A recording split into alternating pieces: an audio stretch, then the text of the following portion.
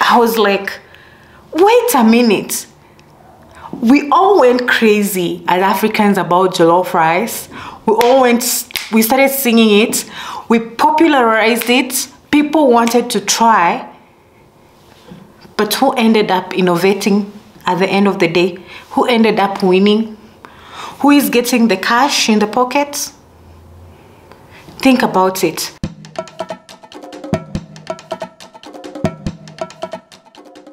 Hi guys, welcome back to the village. Now if you're new here, what we typically do is that we just sit as though we are back in the village and we really try to discuss very hearty matters about Africa and how we can continue to empower each other. Now with that said, I have a very nice topic today. You know how I've always been telling you guys, if you're a subscriber and you watch a lot of my videos, you know that I'm a big advocate of, African culture, African heritage, and I always try to say that we should not ignore indigenous knowledge. We should not ignore what our ancestors know, because a lot of it is not in the books. So I try to encourage us to actually go out there, seek out the knowledge and allow it to enrich us so that we can start to innovate for the modern day world. Don't I always say that? Now, look at this. Today's topic is how Nigerians and Ghanaians have inspired a famous American store to start selling what? Jollof rice. You guys remember in 2021 how there was this big craze internationally about jollof rice? Nigerian jollof rice versus Ghanaian jollof rice. New York Times, even in America, started writing big stories about jollof rice. It became famous. BuzzFeed was doing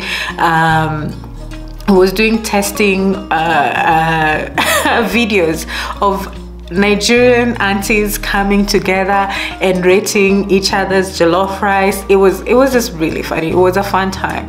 And if you know that you have immigrated somewhere that is not Africa, especially to the West, you know how hard it is to get like authentic African food. And once you get it, it's like gold. You treasure it and you sing its praises and it's crazy. I'm telling you, there is a market we can start tapping into. Okay, so with that big craze of jollof rice and Sis Yemi and Sis Jemima, breaking YouTube, views, having over 1 million views of jollof rice cooking and all this. So many people wanted to test jollof rice, TikTok went crazy about jollof rice and testing and people giving reviews, this, that. Yeah. Okay. It's great that we were, we had an international moment where we were, outwardly, celebrating and living African culture, especially African cuisine. It was like everybody was singing African praises. Ay, jeez. Now, let me tell you something. It is important to allow that culture, that's something unique that you have in you as an African, to enrich you so that you can build yourself and you can start creating jobs for yourself and for your people. And what am I talking about? This is an example of what I'm talking about. This is a famous store called Trader Joe's. That's, they did this. They package and instant the jollof rice. Now this jollof rice, my goodness, I don't know if this thing can focus. Okay, so there's some cooking instructions here. You can even microwave this jollof rice at 1200 watts. It's just really amazing. It says that it is distributed and sold exclusively by Trader Joe's, Monrovia, CA 91016. This is a product of Trader Joe's. Now, Trader Joe's is an American company. Trader Joe's is an American company, mark you. So I was like, wait a minute. We all went crazy as Africans about jollof rice. We started singing it. We popularized it. People wanted to try. But who ended up innovating at the end of the day? Who ended up winning? Who is getting the cash in the pockets? Think about it. This is the opportunity that I keep saying that we are missing out on as Africans. We need to innovate for ourselves. This is a good example of what we as Africans need to do. Yeah? I personally bought this rice, though obviously there was a lot of like some reviews that were made about it. People like, we don't like it, this, that. I'm not here to do the review part, but I'm here to talk about the innovation part, that we as Africans can tap into our culture and we can start to innovate incredible things. My friend, if it was an African innovating something like this, you know, I know for a fact that you will do a way better job. A way better job. And why can't we buy from you? And we as Africans, we need to support each other's businesses. I did a video the other day about why we as Africans, we are accepting West in the name of fashion and labels, you know? And why this is a problem, because it has continued to kill the African textile industry, you know? What we call mutumba, second-hand clothes. Yeah? We have accepted all this fast fashion junk from the West to us, you know? All because we are crazy about brands, we are crazy about this label, we are crazy about what is trending now. Why don't you make something for yourself as an African, let it trend, and we as Africans buy it? We need to start supporting our own, and we need to start innovating. We have something unique, guys. Coming up with this product, conceptualizing it, thinking about the ingredients, cooking instructions, you know, and accommodating people who want to do microwaves or something like that. You know, it's important. These are things you have to think of. And the outer packaging and design. There are many people out there who are just designers, graphic designers, illustrators.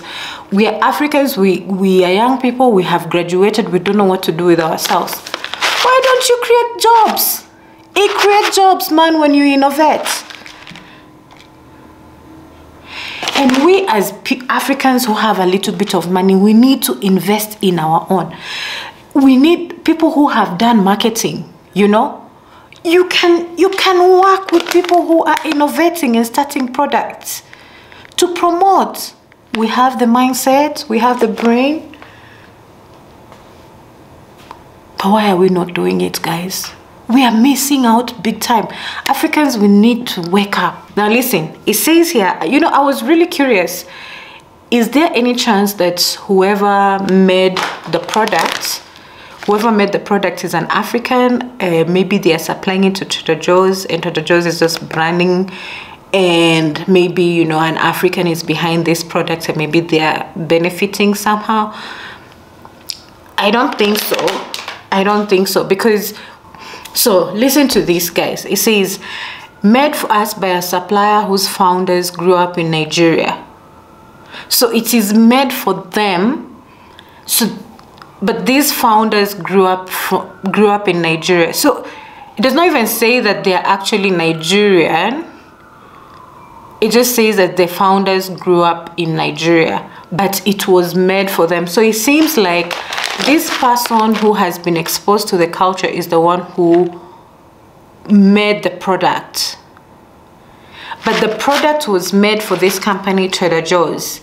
So it's fair to say that once you have been hired to do your work, then that's it. The company is the one that benefits at the end of the day. You're just being paid for the job. Guys, you should go look at my video, the one that I published, was it on Tuesday? No, it was on Wednesday. In fact, I'll try and link the video here. The video is talking about how, you know, African education has been used as a tool for neocolonialism. And one thing that I do point out there is the fact that, you know, there was a preface there from Zengugi Wationgo's book about decolonizing the mind, and he's talking about how in the modern day world things have changed. it's not that people are coming with military and guns and this to steal from us, but people are stealing the treasures of the mind, you know. So you are the one with the knowledge, but who at the end of the day, who is benefiting from this knowledge? Who is benefiting? Who is the end beneficiary? We need to ask ourselves. I'm not saying that we should not share knowledge. I'm not saying you should not do collabos with companies. If this person got paid well, I celebrate that. But what I'm saying is that if that's all you're doing and you're not going back home to enrich your people, to enrich, if you're not going back home to allow this culture to enrich you and for you to innovate for your people and also create jobs for your people, then what are you doing? We're missing out. This is a product. It's a nice product. So it's a nice try. Even though people have been like, oh no, it was not the best, it was a fail, this, that. You know, I have to accept that this was a good try. Because out of all that buzz, someone found a way to make money. You know, out of that buzz and noise that we made and celebration and this and that, we found a way someone found a way to make money. But this is what I'm talking about, guys. You can do something like this, but even better. It's competition. It's business. Right? So guys, go back and seek out your indigenous knowledge. Allow it to transform your mind. But start to decolonize your mind to understand that you do have the ability and the capability to be great and to invent and to create jobs for your people. Do not let a piece of paper or education tie you into bondage, into like, I need to be employed here, I need to... You can also be an entrepreneur. You can be a founder. Yeah? Lift your people, guys. Lift your people. Anyway, be sure to subscribe if you like the conversation and if you enjoyed the video, and then leave your comment down below. Especially, I would really love to understand if you're Nigerian, if you're Ghanaian. Did any of you ever benefit from this whole big jollof rice conversation that happened? Did anyone make money? You know, if you made money, what did you do? Come, let's openly discuss about some of these business ventures. Did you guys innovate? You know, because you know, business is about timing. When the timing is right, when there's this big wave, sometimes that is the best time to launch a product. And this is when this specific jollof rice was launched last year. Timing. When the time is right, you know, that's when you launch. Anyway, guys, it's always a pleasure having you guys here. Please subscribe. It helps out. You know, let's have a conversation. Let's build each other. Let's lift each other up. You know, we can be great together. Africa, no one else is coming to build Africa. It is you and me that are going to build. Look at the way our politicians are behaving. They are not to be trusted. Anyway, let me not even go into politics, because you know, Kenya next year is facing one of those big ones, and it's exhausting mentally. And let me choose my battles. Let's continue to talk about how we can build each other. You know, let's talk about how we can lift each other up, and how we can be there for one another, and how we can learn to take advantage of like these big moments for us to innovate, for us to continue to create jobs and